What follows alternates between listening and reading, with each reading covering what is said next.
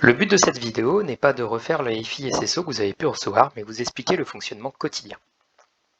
Alors, trop peu d'ISP proposent des dispos d'astreintes, c'est pourtant la chose la plus facile à réaliser en termes de contraintes et d'occurrences pour vous.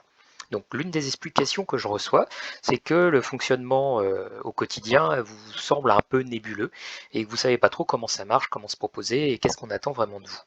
Donc le SSO, c'est une des missions qui est définie pour le service santé dans le SDACR. C'est assuré par deux ISP 7 sur 7 H24 dans notre département. Donc par défaut, l'astreinte SSO est assurée par les VLI. On peut donc bénéficier à l'instant T de 4 ISP SSO et un MSP. Les zones de couverture SSO sont à l'échelle départementale. Donc c'est dissocié de la zone de rang 7 de la couverture AMU. Un VLI Quimperlé pourrait tout à fait être envoyé jusqu'à Brest, ça ne pose aucun problème. Nous partageons en 4 le département. Donc en gros, on coupe un axe nord-sud et un axe est-ouest. Il y en a un qui est couvert par la Vélie-Landerneau, l'autre Vélie-Morlaix, l'autre Vélie-Châteaulin et Vélie-Quimperlé pour terminer. Vous avez un petit peu compris le principe, je pense, sachant que moi, dans ce qui concerne la couverture, si chaque partie est prioritairement couverte par un VLI, lorsque je n'ai pas les 4 VLI armés, je regroupe les zones prioritaires sur le schéma nord-sud en associant Landerneau-Morlaix d'un côté et Châteaulin-Quimperlé de l'autre.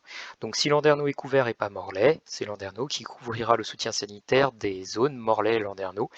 Donc moi ce que je cherche à faire prioritairement lorsque je réalise le planning VLI, c'est répartir les gardes que je vous attribue pour essayer d'avoir toujours au mieux ces deux VLI armés. De prendre vos disponibilités aussi pour essayer de couvrir au maximum, de répartir au maximum vos gardes, de manière à augmenter le nombre de jours couverts, aussi pour le SSO. Ça peut vous aider à comprendre pourquoi parfois je privilégie un jour plus que l'autre.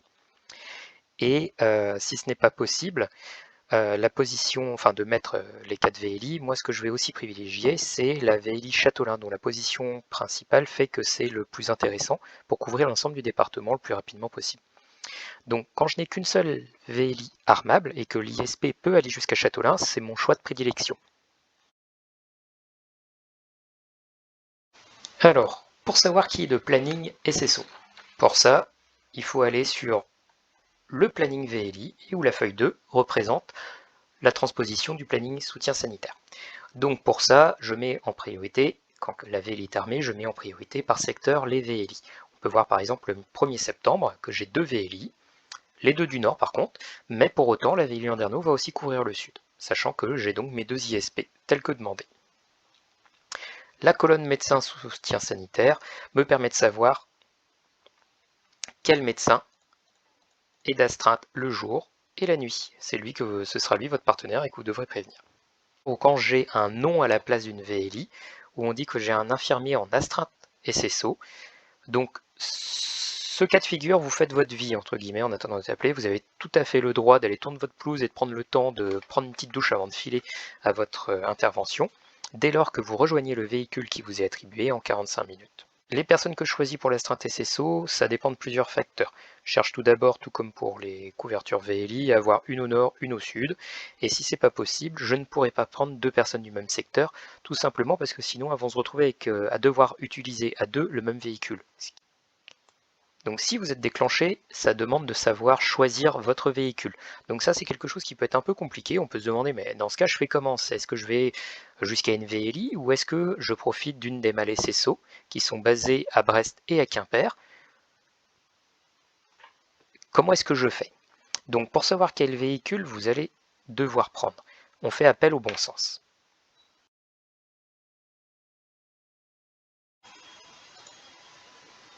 Alors, pour comprendre les exemples que je peux vous donner, c'est j'habite Quimper. Je suis déclenché pour un feu, enfin un soutien sanitaire à Plébin. Je vais de Quimper pouvoir me rendre jusqu'à Châteaulin, récupérer le VLI, puis me diriger à Plébin et réaliser la mission. C'est un cheminement logique et pour lequel ça ne va pas me rajouter beaucoup de chemin. Il faut bien que je récupère un véhicule de toute façon d'aller jusqu'à Châteaulin. A l'inverse, J'habite Brest, et je suis déclenché pour un feu à Brest. Il est un peu illogique de se rendre jusqu'à Landerneau, de récupérer le VLI et de revenir en sens inverse. C'est pourquoi dans ce genre de cas, le plus simple est de, depuis votre domicile, rejoindre Brest-Quéralan, prendre la malle SSO et ensuite de rayonner sur l'ensemble de la commune pour pouvoir rapidement vous rendre sur place.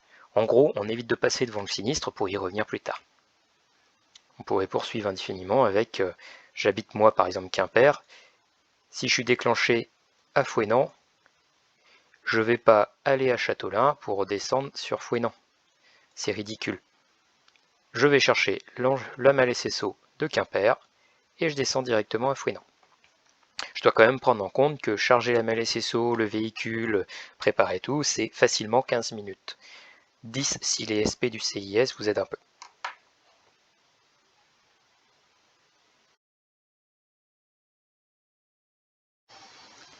Lorsque vous êtes appelé par le CODIS. Donc pour ça, il y a différentes choses à demander.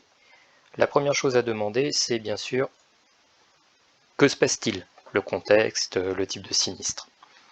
Deuxième chose, tout aussi évidente et qui va vous permettre de savoir aussi quel véhicule prendre, comme vu précédemment, c'est où. On peut continuer bien sûr avec une chose logique, l'heure de début d'intervention. Si vous êtes appelé, mais que ça fait déjà 8 heures que c'est en cours, c'est pas tout à fait le même contexte que si vous êtes appelé 15 minutes après le début de l'intervention. Vous aurez aussi donnée importante le nombre de SP engagés. Il peut être important de savoir s'il y a déjà des victimes parmi les SP ou les civils. Est-ce qu'il y a des risques spécifiques? Par exemple, un feu de hangar agricole, est-ce qu'il contenait juste un petit peu de foin? Ou est-ce que c'est le hangar où les agriculteurs du coin ont stocké 40 tonnes d'ammonitrate? Ça peut faire un petit peu la différence pour savoir dans quoi vous mettez les pieds. Il vous faudra ensuite donner votre délai estimé d'arrivée et donner votre vecteur. C'est important pour que le CODIS puisse vous le réserver. Et une fois que ça c'est fait, que vous avez ces renseignements, vous prévenez le MSP d'astreinte SSO que vous êtes engagé pour un SSO. Même si le CODIS vous dit on l'appelle ou on l'a appelé, vous devez obligatoirement le rappeler.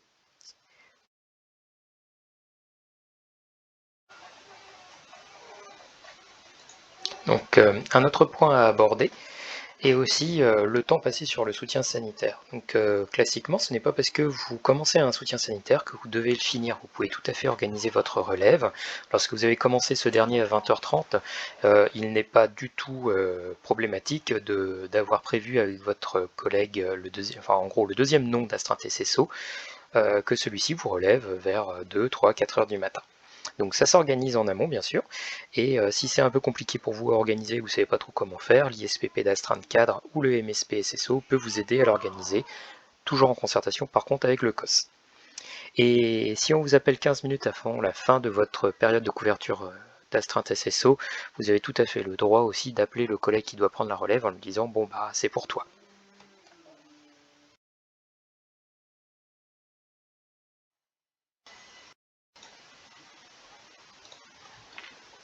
Alors, pour poser vos occupations, pour dire que vous êtes disponible sur les astreintes soutien sanitaire, il y a plusieurs méthodes. La première étant, avant la parution du premier planning, d'indiquer vos disponibilités comme pour les disponibilités VLI.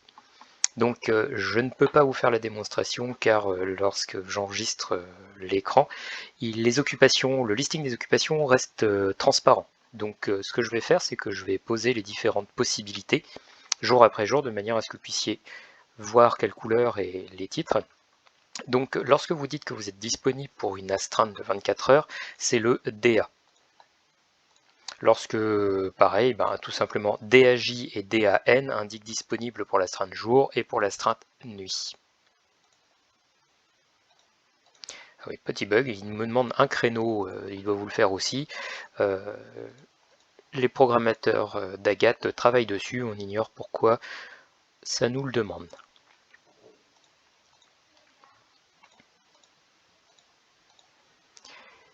Une fois que moi, donc DA pour la 24 heures, DAJ pour le jour et DAN pour la nuit. Quand moi je retiens l'une d'entre eux, par exemple pour la 24 heures, je vais la transformer en ce qu'on appelle la 24. La J pour la disponibilité de jour et la N. Et vous pouvez avoir aussi parfois la P qui elle correspond à une astreinte avec des horaires spécifiques. Quelqu'un qui me dit je peux commencer qu'à minuit par exemple. Lorsque vous êtes retenu, vous figurerez sous votre nom propre dans le planning SSO. Particularité, si vous êtes disponible pour une garde VLI et une astreinte SSO, il n'est pas nécessaire de m'indiquer la garde plus l'astreinte. Quelqu'un qui dispose pour une garde pourrait au besoin l'être forcément pour une astreinte. Vous avez aussi régulièrement des demandes soit par SMS soit par mail dans lesquelles je vous dis j'ai un besoin très spécifique sur tel jour. C'était un petit peu tout ce que je pouvais vous dire sur l'astreinte SSO. La vidéo est un petit peu longue mais j'espère que ça a permis de démystifier le fonctionnement de cette astreinte et comment faire pour y participer.